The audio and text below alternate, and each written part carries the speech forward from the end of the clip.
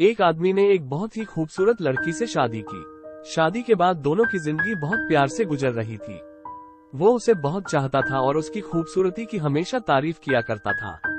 लेकिन कुछ महीनों के बाद लड़की चर्म रोग स्किन डिजीज से ग्रसित हो गई और धीरे धीरे उसकी खूबसूरती जाने लगी। खुद को इस तरह देख उसके मन में डर समाने लगा कि यदि वो बदसूरत हो गई तो उसका पति उससे नफरत करने लगेगा और वो उसकी नफरत बर्दाश्त नहीं कर पाएगी।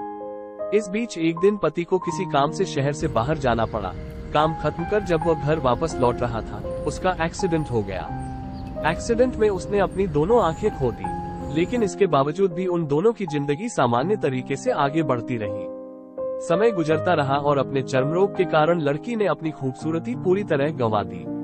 वो बदसूरत हो गई, लेकिन अंधे पति को इस बारे में कुछ भी पता नहीं था, इसलिए इसका उनके खुशहाल विवाहित जीवन पर कोई प्रभाव नहीं पड़ा। वो उसे उसी तरह प्यार करता रहा। एक दिन उस लड़की की मौत हो गई। पति अब अकेला हो गया था।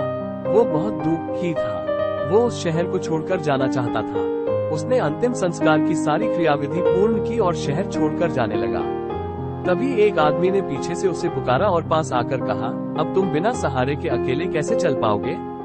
इतने साल तो तुम्हारी पत्नी तुम्हारी मदद किया करती थी। पति ने जवाब दिया, दोस्त, मैं अंधा नहीं हूँ, मैं बस अंधा होने का नाटक कर रहा था, क्योंकि यदि मेरी पत्नी को पता चल जाता कि मैं उसकी बदसूरती देख सकता हूँ तो यह उसे उसके रोग से ज्यादा दर्द देता। इसलिए मैंने इतने साल अंधे होने का दिखावा किया। वो बहुत अच्छी पत्नी थी, मैं बस उसे खुश रखना चाहता था। खुश रहने के लिए हमें भी एक दूसरे की कमियों के प्रति आंखें बंद कर लेनी चाहिए और उन कमियों को नजरअंदाज कर देना चाहिए।